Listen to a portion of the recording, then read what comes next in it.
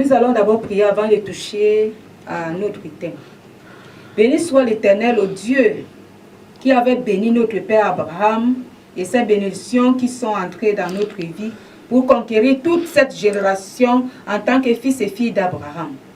Béni soit ce Dieu-là qui avait établi notre Père David sur le trône éternel, et cette éternité s'est manifestée dans notre vie pour nous stabiliser sur son trône en ce moment. Reçois la gloire.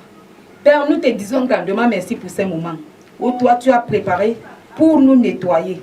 Ce nettoyage, Père, entre dans notre cœur, dans notre mission pour établir la pureté et la sainteté. Que ta présence nous éclaire davantage et que toute la gloire te revienne au nom de Jésus-Christ. Amen. Amen. Amen. Nous sommes dans le thème les recommandations d'un père élu par l'Éternel des armées. Les recommandations d'un père, d'une mère élue par l'Éternel des armées. Quand tu as un parent qui est élu par l'Éternel des armées, écoute toutes les recommandations qu'il te donne pendant qu'il est encore vivant.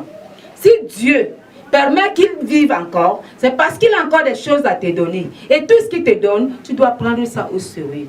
Ta jeunesse ne doit pas t'emporter, mais ta jeunesse doit te conduire à vivre la sagesse que tu reçois du parent qui est élu par l'Éternel des armées. Il s'agit de l'histoire de David et de Salomon. David était un roi, un parent élu par l'Éternel, et il donnait les recommandations à son fils héritier Salomon. Quelle que soit la position que tu peux avoir dans ce royaume, dans cette maison, dans cette famille, dans cette société, cette église, établie par ce papa ou cette maman, alors toutes les recommandations que Dieu te donne, toutes les recommandations que cette maman, ses parents spirituels te donnent, mets-les en pratique. Nous allons lire 1 Chronique, chapitre 22, à partir du verset 6. David appela Salomon, son fils, et lui donna de bâtir une maison à l'Éternel, le Dieu d'Israël. David appela Salomon, son fils, et lui ordonna de bâtir une maison à l'Éternel, le Dieu d'Israël. Quand ta maman, élue par Dieu, ton père élu par Dieu, t'appelle et te donne les recommandations, tu dois les mettre en application. Quand David ici appelle Salomon, c'est parce que David avait la révélation. Cette révélation devait s'accomplir. Et David connaissait le temps. Il était inspiré par la volonté parfaite de l'œuvre de Dieu, du bâtissement de cette église, de la maison de l'Éternel. Il peut être conduit par l'Éternel qui connaît les temps et les périodes pour l'établissement de la maison de Dieu ou de tout ce qui peut entrer dans l'œuvre de Dieu. Alors tu dois obéir immédiatement, sans retarder. Le verset 7. David dit à Salomon, « Mon fils, j'avais l'intention de bâtir une maison au nom de l'Éternel mon Dieu. Mais la parole de l'Éternel m'a été ainsi adressée. Tu as versé beaucoup de sang et tu as fait de grandes guerres. Tu ne bâtiras pas une maison à mon nom, car tu as versé devant moi beaucoup de sang sur la terre. Voici, il te naîtra un fils qui sera un homme de repos et à qui je donnerai du repos en le délivrant de tous ses ennemis d'alentour, car Salomon sera son nom. Et je ferai venir sur Israël la paix et la tranquillité pendant sa vie. Ce sera lui qui bâtira une maison à mon nom. Il sera pour moi un fils et je serai pour lui un père.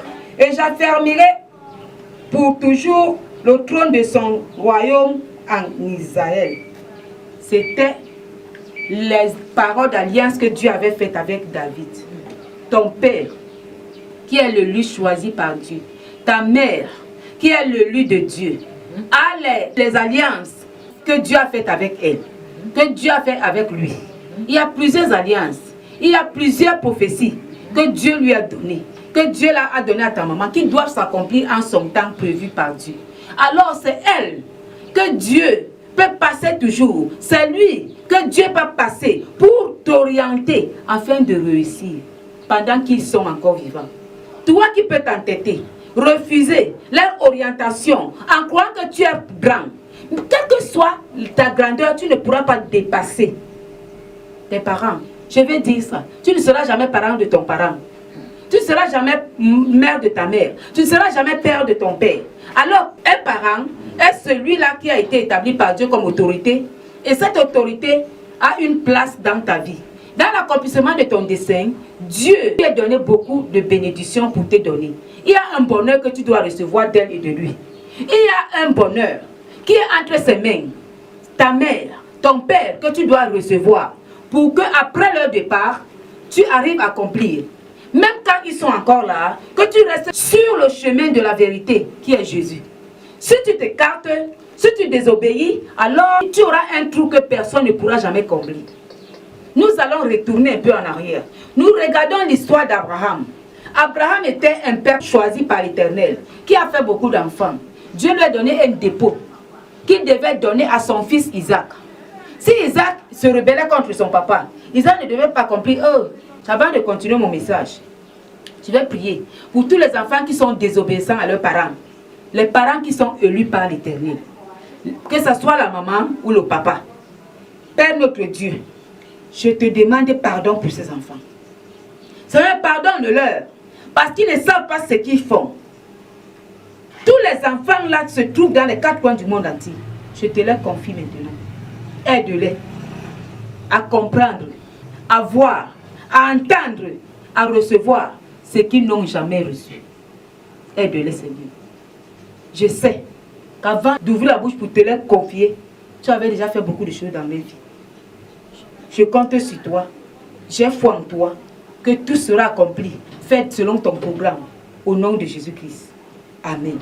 Abraham t'avait choisi, en quelque sorte, en passant par son serviteur, la femme à Isaac. Si toi, jeune qui m'écoute maintenant, tu devais refuser le choix de ton père. Tu devais refuser le choix de ta maman. C'est Abraham. Et quand nous lisons, nous n'avons pas vu quelque part où Dieu a écrit que Abraham choisit la femme à ton fils. Non. Mais Dieu l'a poussé parce qu'il a vu l'affection. Il a vu l'amour de Dieu en lui. L'amour divin qui était dans le cœur d'Abraham pour la victoire de son fils. Pour l'accomplissement du dessein de son fils. Dieu l'a inspiré et s'est uni avec son serviteur pour ramener une femme à son fils. Aujourd'hui, quand papa parle, on le tape. On le méprise. Qui le méprise? Toi, jeune qui m'écoute, que tu sois une fille ou un garçon. Quand maman parle, on méprise maman. Les jeunes d'aujourd'hui que vous êtes, les 80% de vous, vous respectez les parents parce qu'ils sont riches. Vous respectez les parents parce que les parents ont déjà travaillé pour vous. Ils ont amassé les biens pour vous, selon vous. Vous ne savez pas que ces biens-là sont pour Dieu. Et Dieu les a donnés pour l'accomplissement de son dessein dans cette famille.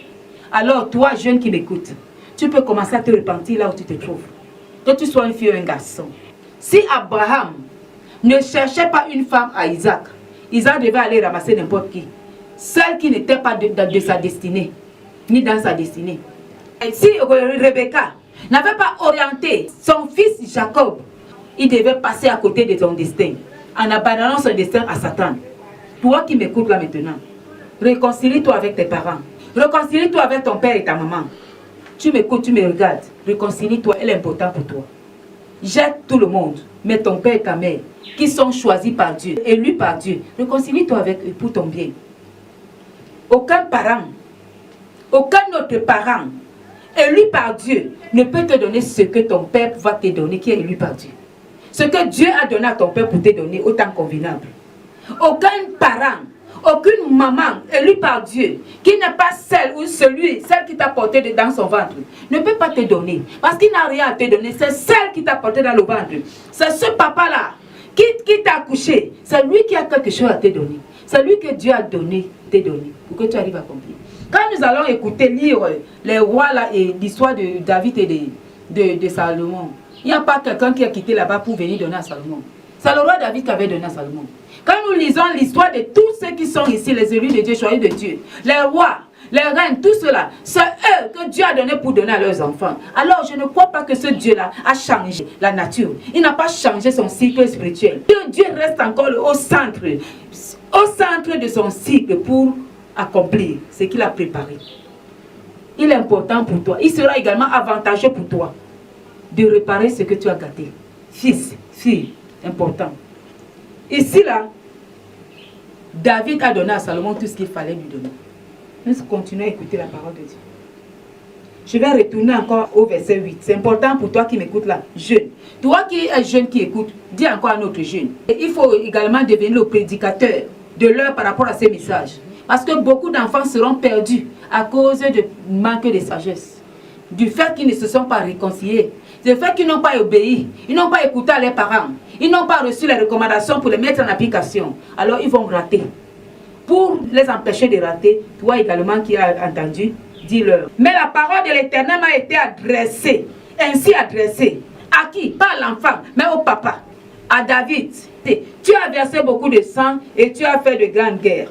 Tu ne bâtiras pas une maison à mon nom, car tu as versé devant moi beaucoup de sang sur la terre. Il peut arriver que ta mère, qui ne connaît même pas lire, ta mère qui est trop pécheresse, ton papa qui n'était pas à l'école, il ne connaît rien, qui est pécheur, il a fait des choses avec Dieu, que Dieu a trouvé que ce bonheur qu'il doit planter dans cette famille, dans cette vision, dans cette église, dans cette mission, ne peut que être planté par toi. Mais avant d'arriver à toi, Dieu a donné les éléments à ton papa. Il a donné les éléments à ta maman. Alors, comme ta maman ne connaît rien, elle est une pécheresse, ton père ne connaît rien, il est un pécheur, il ne connaît même pas écrire, il ne connaît rien, il n'a même pas de sagesse. Cela t'empêchera de recevoir le bonheur qui se trouve dans leurs mains, qui doit entrer au centre de l'accomplissement de ta mission sur la terre des vivants. Jeunes, enfants, filles, soyez sages. Voici, il te naîtra un fils qui sera un homme de repos et à qui je donnerai du repos en le délivrant de tous ses ennemis d'alentour. Car Salomon sera son nom et je ferai venir sur Israël la paix et la tranquillité pendant sa vie. 10. Ce sera lui qui bâtira une maison à mon nom. Il sera pour moi un fils et je serai pour lui un père. Et j'affermirai pour toujours le trône de son royaume en Israël. Maintenant, mon fils, que l'Éternel soit avec toi. Il te faut cette parole. Venant de la bouche de cette maman qui ne connaît rien. Venant de la bouche de ce papa qui ne connaît rien. Le verset 11 de 1 Chronique chapitre 22. Verset 11 me dit, te dit, écoutons ensemble. Maintenant, mon fils, c'est David qui dit, que l'Éternel soit avec toi, afin que tu prospères et que tu bâtisses la maison de l'Éternel, ton Dieu, comme il a déclaré à ton égard. Versement, l'Éternel t'accordait de la sagesse et de l'intelligence et te faire régner sur Israël dans l'observation de la loi de l'Éternel, ton Dieu. Quand nous rentrons dans le règne de Salomon, après la mort de son père, qu'est-ce qui s'est passé? Ici, la Bible nous dit dans le verset 12, je vais attirer ton attention, toi qui m'écoutes en ce moment, enfant, fils, fille.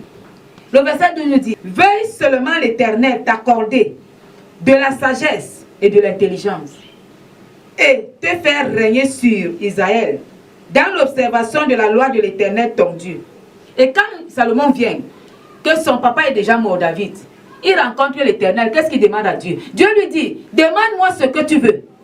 Pourquoi Dieu a-t-il dit à Salomon, demande-moi ce que tu veux? Et Dieu savait qu'il avait mis une parole dans la bouche de David. Cette parole était pour Salomon. David maintenant a pris cette parole, il a mis ça en Salomon.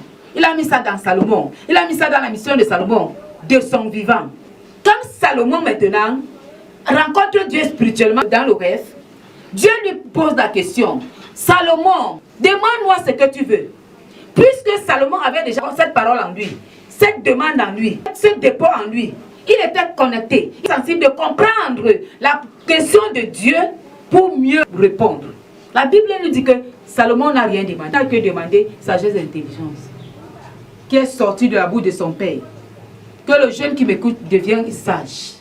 Salomon dit à Dieu, Seigneur, je ne veux rien d'autre que sagesse et intelligence. Et Dieu lui dit maintenant, oh fils, comme tu n'as que demandé sagesse et intelligence, tu n'as même pas demandé la mort de tes ennemis. Mais comme je te connais, toi jeune, tu vas demander la mort de tes ennemis, même de tes amis.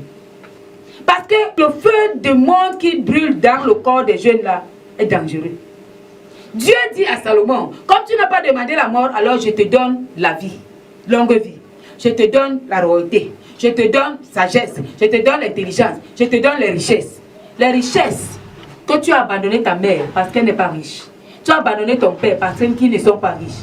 Dieu a dit à Salomon, ce que ton père a là, c'est petit, moi je vais te donner. Et nous savons l'histoire de Salomon, Dieu a donné en plénitude. Alléluia. Pourquoi? Parce que Salomon avait reçu les paroles de son père. C'est ça. As-tu reçu les paroles de ton père? Jeune. As-tu reçu les paroles de ta maman élue? Un parent, une femme qui est appelée de Dieu, qui est dans le sacerdoce, qui a porté un enfant dans son ventre, et Dieu a donné la prophétie de cet enfant à la maman ou au papa. Cherche à rencontrer.